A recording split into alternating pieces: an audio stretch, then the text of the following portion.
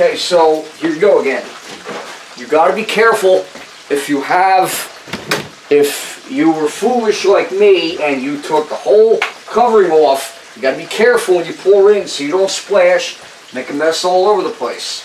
Very carefully get this in, preferably over the tops of it, so it'll help conduct it good. Good. Now, all right, that's back up to a good cooking level. Try to get a little bit more heat into this. Continue to watch. Add spice as desired or needed. You might use more, you might use less. It all depends on how you like it. Only you and the people you're having the meal with know what you do and don't like. Some of these have the same ingredients. Let's see. Let's do this again. Salt, sugar, paprika, black pepper, red pepper, garlic, dehydrogenated onion, marjoram, thyme, rosemary, savory, and oregano. Yeah, something like that. Pretty close. Without the necessary preservatives you'd often get in a good quality Chinese restaurant. Which to some, in the 1980s and even into the 90s, people complained about monosodium glutamate, MSG. Yeah, to a certain extent that might not be good. But just enough, not too much, and not too little, and like my mother explained to me more than once, Benny, it's going to keep on cooking after you're done. The heat's going to continue to transfer that oil. It ain't like water in a cooling system on a radiator on an engine that keeps transferring back and forth and dissipates it. It's going to hold it. That's why you got to make sure you don't touch that cooking oil, be it peanut, olive, canola, vegetable shortening, or anything else like that. Seem to not really be getting exactly the way that I wanted it. Let me see here. Kind of strange that this is the older pot. Heat transfer is not really going as great as I thought it would on one. Okay, raise this up a little.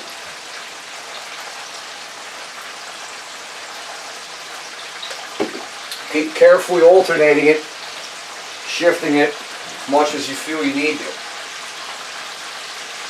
When you have that combined with a halfway decent gravy, like I'm using the Heinz Homestyle Savory Beef, that works really well, man. It's a lot like the SOS served by the United States military, the chow hall.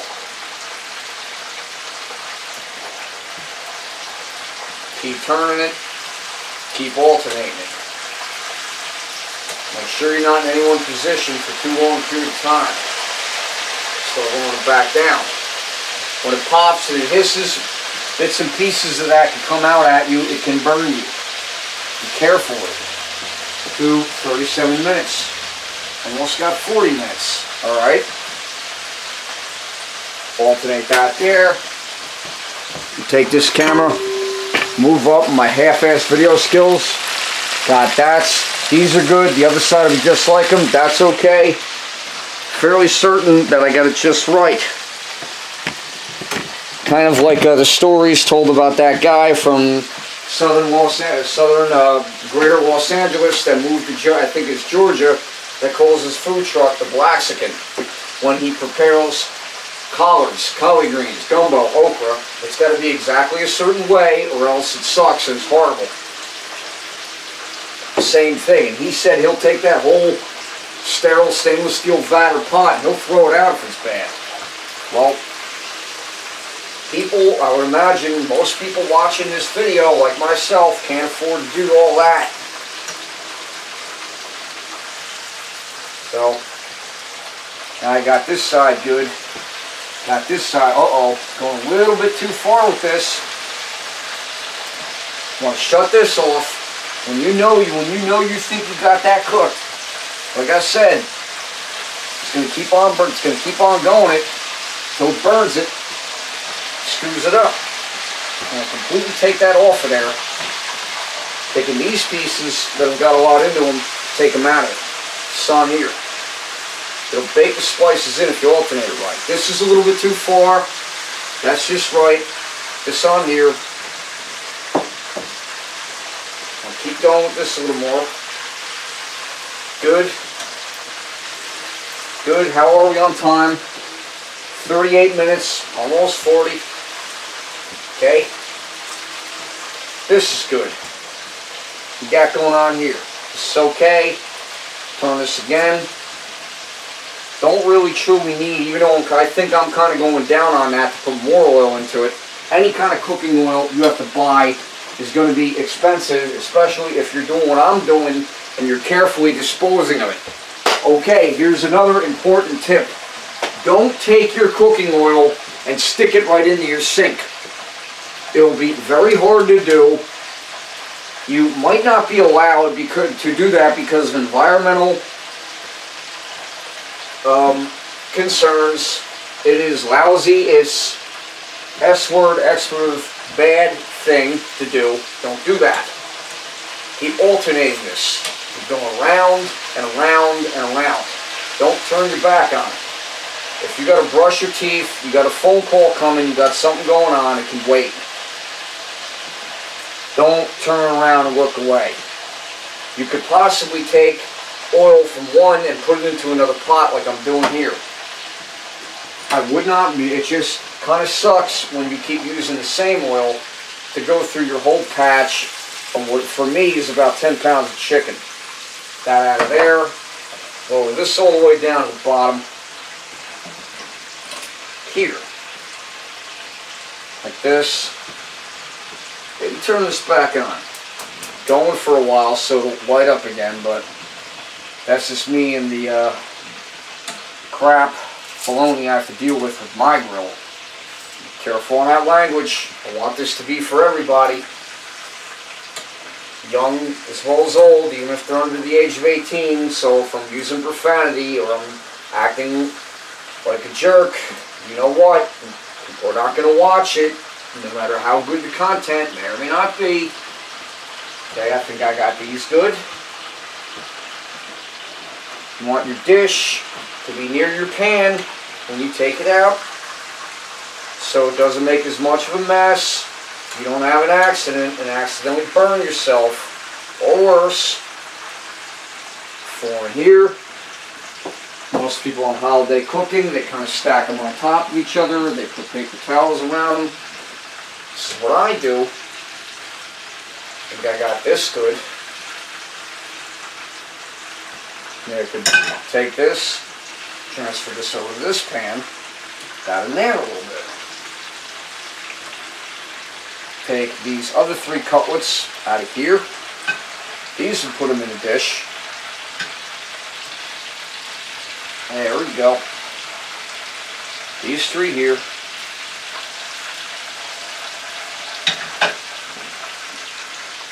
"42 minutes, it's there." Remember,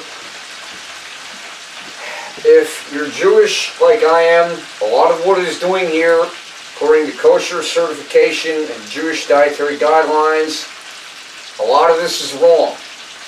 If you're trying to be kosher observant, do not do this. Why? Let's see. Growing up, I was under the common dumb misconception that being Jewish just meant that you didn't eat pork. No, it goes a lot further than that. One thing is for sure, you don't mix milk and dairy products with meat and poultry. So they're not even supposed to be the same together. Be kind, be nice.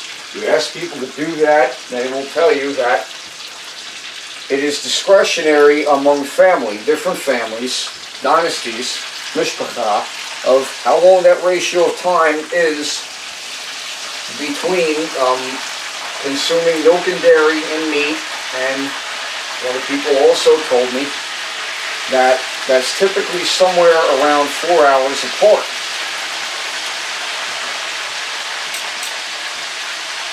Again, I say again, if you are Jewish like I am, then again, if you are 100% kosher observant especially, then this is not the way to do this.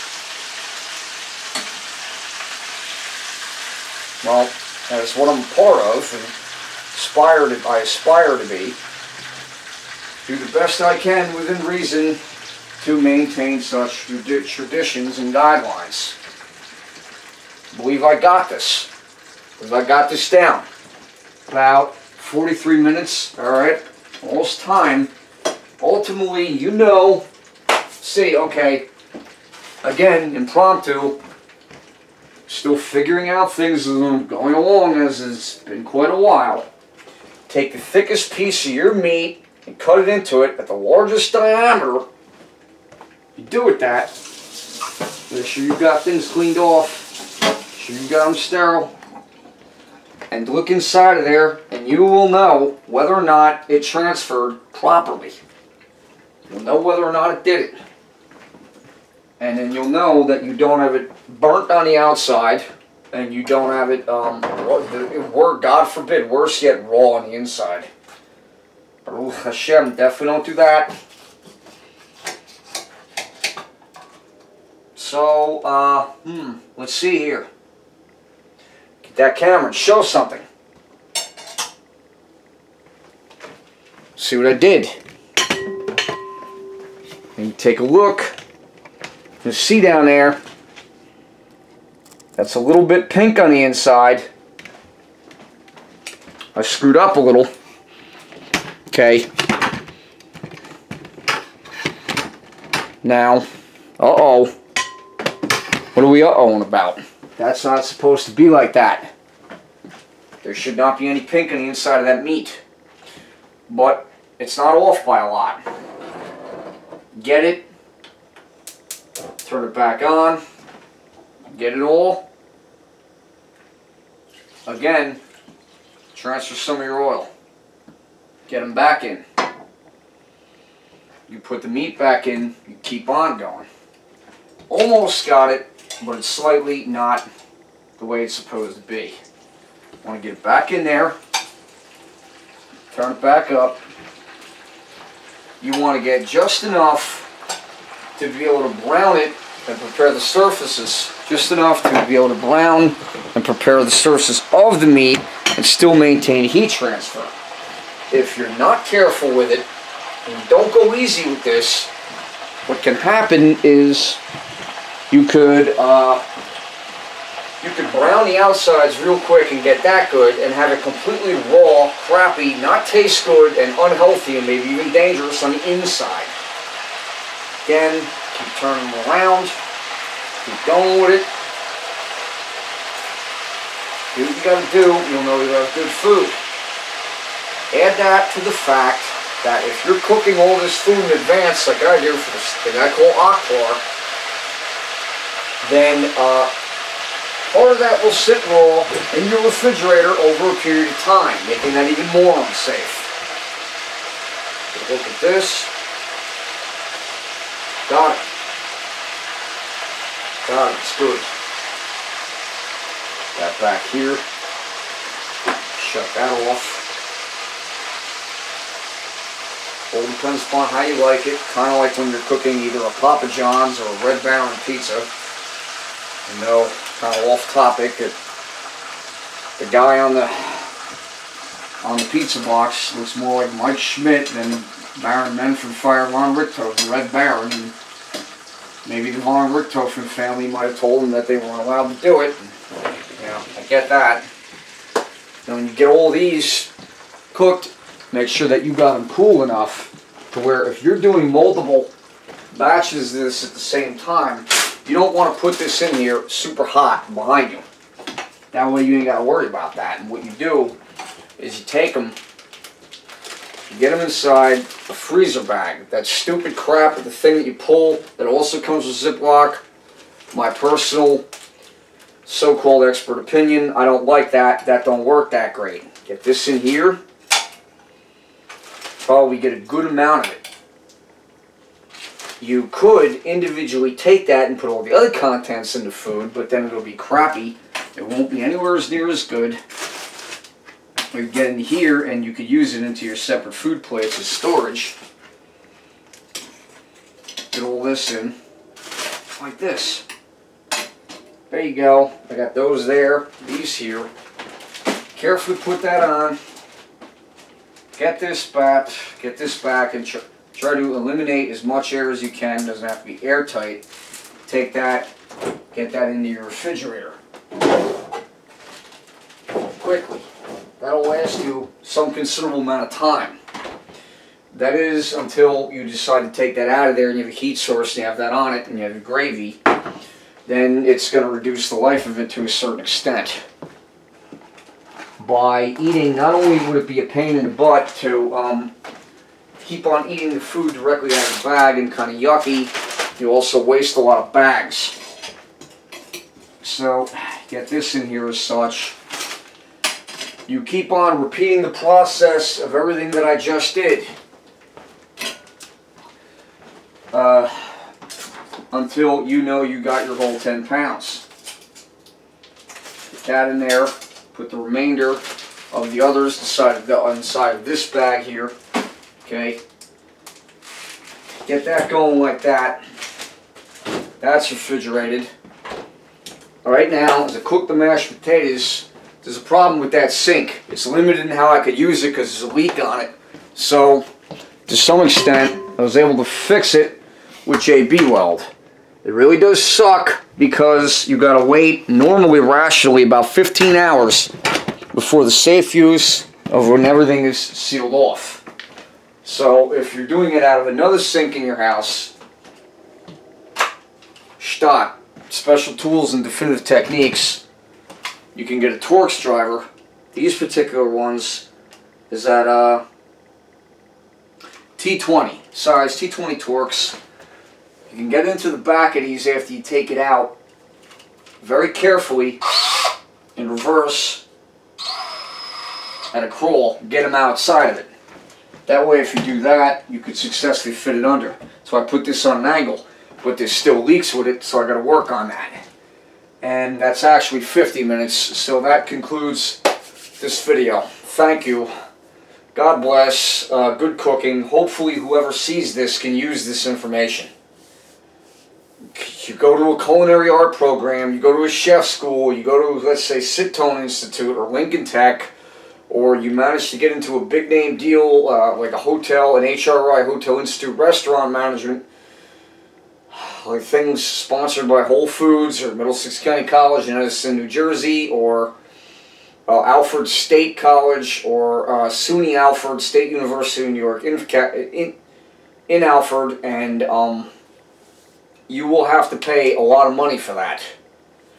You click on this, this is free, okay? And another thing about the Patreon account, there's no link under it. Don't click on it because there's nothing there, because I'm not asking for anything in return for this. That sucks. At least 40 million people are out of work and in trouble and doing bad. I hear these horrible, horrific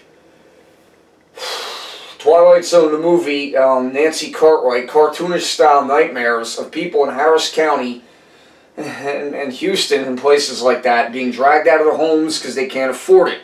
More things that you can do yourself, like the other videos I showed, cook in the pot, which I screwed up again and managed to mess up, the more money that you save with anything you do. Preparing food, cleaning your house, repairing appliances, repairing and maintaining your automobile. So this doesn't cost. Maybe someday, maybe I'll have a Patreon account. Not as of now. As long as I'm doing okay and you're seeing this video, then you don't have to pay anything for this. Tzedakah. This is free. Gratis. No preocupe. Don't worry about it. Thank you.